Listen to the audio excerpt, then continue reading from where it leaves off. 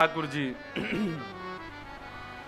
ऐसे घुटमन चलते हैं, छुम छुम आवाज करते हैं। सब गोपियां और यशोदा मैया सुनकर के बड़ी आनंदित होती हैं।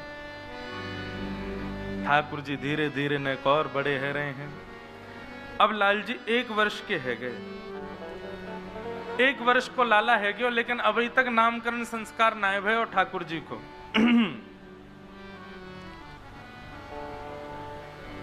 यहां तो नामकरण संस्कार को भाव है। ब्रजमंडल में तो ऐसा कहमे कि भैया 1 वर्ष तक इतने उत्सव भये, इतने उत्सव भये कि यशोदा मैया लाला की छठी पूजनों भी भूल गई। या हमारे आज भी नाथद द्वार में श्रीनाथ जी में ठाकुर जी की छठी जन्माष्टमी से 1 दिन पहले पूजी जाए, सप्तमी के दिन। भादों की सप्तमी में ठाकुर जी की छठी पूजे। काय को? बोले यशोदा मैया भूल गई 1 वर्ष तक। जैसी लाला 1 वर्ष को भयो तो कल जन्माष्टमी है, तब आज मैया ने सोची, बोले लाला तो कल 1 वर्ष को हो जाएगा। मोह लगा मैंने तो यहाँ की छठी पूजी नहीं। तब बड़ी बूढ़ी माता ने की, अब बोले भूल गए तो काबे, अब आज ही पूज दो। तब से आज तक सप्तमी के दिन, भादों की सप्तमी को ठाकुर जी की छठी पूजती है और अष्टमी को फिर नंदोत्सव होता है। ऐसो लाला को उत्सव मनाया गया। करवट उत्सव मना रहे हैं, स्वर उत्सव मना रहे हैं, घुटरुन चलन उत्सव मना रहे हैं। जब कैसे कैसे उत्सव मने। काय बात को उत्सव है भैया? बोले आज नंद के लाला ने करवट ली है। कल पूछ रहे आज काय को उत्सव है? बोले आज लाला ने, अच्छा ठाकुर जी ने सबसे पहला शब्द बोला गैया, फिर मैया।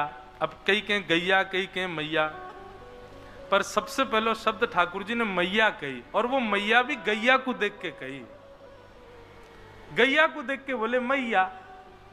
आहा, पूरे ब्रजमंडल में उत्सव है लगा। बोले काय बात को? आज लाला ने मैया कही है। फिर उत्सव भयो। बोले अब, बोले आज लाला ने बाबा कही है। फिर उत्सव भयो। बलराम जी लिए घूम रहे हैं लाला को गोदी में। बोले क्यों? आज लाला ने भैया कही है। अब तो ले ले गोद में सबरी गोपी के हमारो नामों बोल दे। ठाकुर जी धीरे धीरे अब हरकत सीख गए। मैया की, लाला तेरी आंख कहां है? ठाकुर जी करें ऐसे, मेरी आंख। लाला तेरी नाक कहां है? सो ठाकुर जी अपनी नाक पकड़ ले, ये मेरी नाक। लाला तेरी जीभ कहां है? सो ठाकुर जी अपनी जीभ ऐसे बाहर निकाल के घूमे। अब तो सब गोपी नंबर नंबर लगामे अपनो। लाला तेरी आंख कहां है? ठाकुर जी ऐसे कर करके बेचारे पागल है गए। बोले सबरी आंख ही पूछे। एक गोपी चतुर आई, वहां ने ठाकुर जी से कही, लाला तेरे कान कहां है? ठाकुर जी वाकू ऐसे देखने लगे घूर के। बोले मैंने कान पकड़े और ये कहेगी, अच्छा लाला मैंने क्षमा कर दिया, तू माफी मत मांगे। लाला तेरे कान कहां है? ठाकुर जी ऐसे देखें। अरे मैया तू तो ऐसे ही बोले, लाला सब जाने। देखियो ये तो जाने ही ना या के कान कहां है। इतने लाल जी उठ करके आए और नेक नेक संभल के चल के और वह गोपी के पास आए और वह के कान पकड़ के बोले, जय रहे कान। ऐसी ठाकुर जी मधुर लीला करें। 1 वर्ष के है गए। नंद भवन चारों ओर गोपियां बैठी रहती हैं, बस लाल जी के दर्शन के काजे। अब कहा लीला करेगो, अब कहा करेगो, अब कहा करेगो। ऐसे लीला ठाकुर जी की चल रही है। 1 वर्ष के ठाकुर जी भय, नामकरण भयो नहीं। तब श्री गर्गाचार्य जी महाराज का आगमन ब्रजमंडल में हुआ। गर्गाचार्य जी महाराज से नंद बाबा ने निवेदन किया। बोले वैसे तो हमारे कुल पुरोहित सांडिल्य मुनि हैं, पर हम आपसे प्रार्थना करें आप लाला को नामकरण कर दो। गर्गाचार्य जी बोले देखो, हम हैं वसुदेव और देवकी के कुल पुरोहित। कहीं हमने आपके लाला को नामकरण कर दिया और कंस को पता चली कि गर्गाचार्य जी ने नामकरण किया है, तो उसको संशय हो जाएगा कि कहीं देवकी का जो बालक उसका शत्रु है वो कहीं यही तो नहीं है। गर्गाचार्य जी क्यों नामकरण कर रहे हैं? और बाबा आपको स्वभाव है, मैंने अभी आके सुनी वृंदावन में करवट उत्सव है, बोलवे को उत्सव, घुटरुन चले तो उत्सव। इतने उत्सव कौन करे? अरे बालकन को इतना ज्यादा प्रदर्शन नहीं करना चाहिए, नजर लग जाए बालकन को। बालकन को गोपनीय रखना चाहिए, ज्यादा उनको प्रस्तुत नहीं करना चाहिए। नंद बाबा बोले क्षमा कर दो, अब हम क्या करें? एक ही लाला है हमारो, तो और सब ब्रजवासी को अपनो ही लगे हमारे सब उत्सव करें। गर्गाचार्य जी बोले अब थोड़े गंभीर है जाओ, नेक उत्सव कम करो, ये नामकरण उत्सव इसका ज्यादा प्रचार मत करना। तो ठीक है।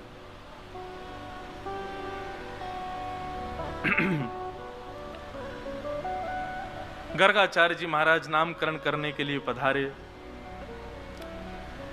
देव यशोदा मैया अपनी गोद में बलराम जी को लेकर के बैठी हैं और रोहिणी मैया अपनी गोद में श्री कृष्ण को लेकर के बैठी हैं गर्गाचार्य जी की परीक्षा करने के लिए कि इनको कुछ पता है कि नहीं। देखें, श्री गर्गाचार्य जी ने जैसे ही सबसे पहले बड़ी मैया यशोदा जी की गोद में बैठे हुए बालक को देखा, देखते ही बोले अयम ही रोहिणी पुत्रो रमयन सुहृदो गुणैः आख्यास्यते राम इति बलाधिक्यात् बलं विदु। भैया क्षमा करियो, पर ये आपकी गोद में जो लाला ये आपका नहीं है, ये रोहिणी का बेटा है। इस बालक का नाम मैं राम रखता हूं, पर क्योंकि ये अपने कुल का संवर्धन करेगा इसलिए लोग इसको राम कहकर के पुकारेंगे, पर बल की अधिकता होने के कारण इसका नाम बलराम होगा। और भी कई नाम संकर्षण आदि, बलभद्र आदि इसके होंगे, पर मूल नाम इनका राम होगा। यशोदा मैया की गोद में बैठे हुए ठाकुर जी को जैसे ही गर्गाचार्य जी ने देखा, वर्णन आता है श्री गर्गाचार्य जी की समाधि लग गई। क्यों? श्री गर्गाचार्य जी देखते ही जान गए कि ये तो साक्षात परब्रह्म है, और ये वही परब्रह्म है जिनका मैं नित्य ध्यान करता हूं। शंख चक्र गदा पद्मधारी श्रीमन नारायण यज्ञ भोक्ता त्रिलोकीनाथ। जैसे ये विचार करके गर्गाचार्य जी के नेत्रों में अश्रु आ गए, बस हाथ कंपायमान होने लगे, प्रणाम करना चाहते थे, कहना चाहते थे मैया तुम्हारी गोद में जो ये बालक है ये कोई बालक नहीं है, ये तो साक्षात परमात्मा है। पर तुरंत ही ठाकुर जी ने अपने दृष्टि से गर्गाचार्य जी को देखा, उनको स्तब्ध कर दिया। थोड़ी देर की उनकी समाधि लगी, मानो ठाकुर जी उनके चित्त में जाकर के गर्गाचार्य जी को समझा रहे हैं, हे गर्गाचार्य जी मैं प्रेम पावे के काजे या ब्रजमंडल में आया हूं। यशोदा मैया सब गोपी ब्रजवासी ये मुंह से यामारे प्रेम करें क्योंकि ये मुंह को अपनो लाला माने। कहीं इनको मेरी प्रभुता के बारे में पता चल गई कि मैं प्रभु हूं, मैं ईश्वर हूं, तो ये सब सहज प्रेम नहीं करेंगे, मुंह को ईश्वर मान करके भजनों शुरू कर देंगे। मेरी आपसे प्रार्थना है, मैं इनके प्रेम को लेवे के काजे आया हूं, आप कृपा कर मैया को बताइए मत कि मैं परमात्मा। बंधु, प्रेम में अपने ईश्वरत्व को, अपने प्रभुत्व को छुपाया जाता है। जिस प्रेम में केवल और केवल अपनी योग्यताएं ही प्रकट की जाती हों वो प्रेम नहीं हो सकता, वो स्वार्थ है। कोई व्यक्ति अपनी योग्यता इसलिए दिखा रहा है ताकि उसकी योग्यता पर तुम रीझ हो, पर प्रेम में योग्यता और प्रभुता का दर्शन नहीं कराया जाता। प्रेम में तो अपने प्रभुत्व को और ज्यादा छुपाया जाता है। ब्रजवासियों से जो प्रेम है ना ठाकुर जी का, ऐसा प्रेम किसी से नहीं है। क्यों? क्योंकि यहां ठाकुर जी को किसी ने प्रभु माना ही नहीं। आज भी बरसाने चले जाओ, ब्रजवासी तो पूछो ऊपर कौन विराज रही है, बोले हमारी लाडली जू विराज रही है। कोई ये नहीं कहेगा राधा रानी विराज रही है, बाहर के लोग बोलते हैं राधा रानी, और सही पूछो ब्रजवासी राधा रानी बोलते ही नहीं है, ब्रजवासी श्यामाजू बोलेंगे, ब्रजवासी लाडली बोलेंगे। कभी कोई ब्रजवासी बोले कोई नहीं, कोई हम बार कोई पागल सो बोल दे राधा रमन, राधा वल्लभ बिहारी जी, नहीं तो मूल ब्रजवासी तो यही कहेगो अपने लाला को दर्शन करवे जा रहे हैं, अपने लाला की सुध लेवे जा रहे हैं, अपने लालन जी को निहारवे जा रहे हैं।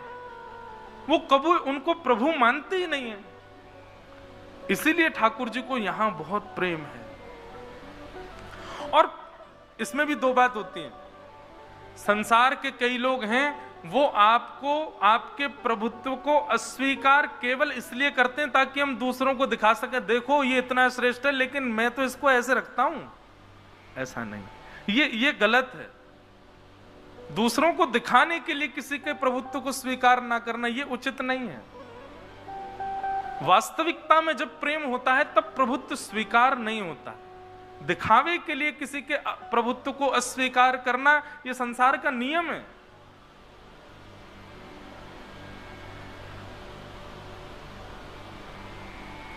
ठाकुर जी अपने प्रभुत्व को स्वीकार नहीं करते ब्रजवासियों के आगे, और गर्गाचार्य जी से मना कर रहे हैं कि आपसे मेरी प्रार्थना है। पर ब्रह्म हाथ जोड़ के कह रहे हैं कि मैया को मत बताइयो मैं लाला हूं, नहीं तो अबे तो मोको माखन खवावे, अपनी गोद में सुलावे, अपने संग में लेके जावे, और या को पतो चल गई मैं भगवान हूं तो मैं पुजारी को दियावेगी गोकुल में, और माँ जाके यूं कहेगी भगवान ने भैया जाए मंदिर में रखो, दिन रात या की आरती पूजा करो, सेवा करो।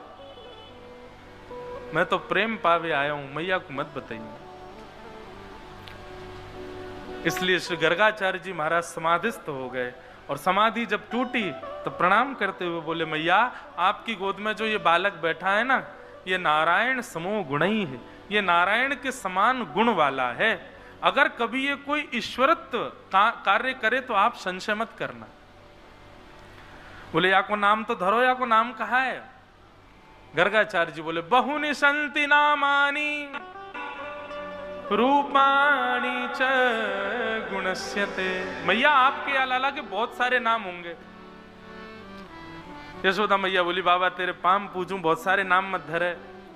एक मुंह को कोई नाम बताए थे जाके मैं अपने लाला बुलाए करूं, या कि बहुत सारे नाम होंगे। गर्गाचार्य जी तो बता रहे इस पे तो इसके नामों की तो सहस्त्रावली होगी मैया, गोपाल सहस्रनाम, विष्णु सहस्रनाम।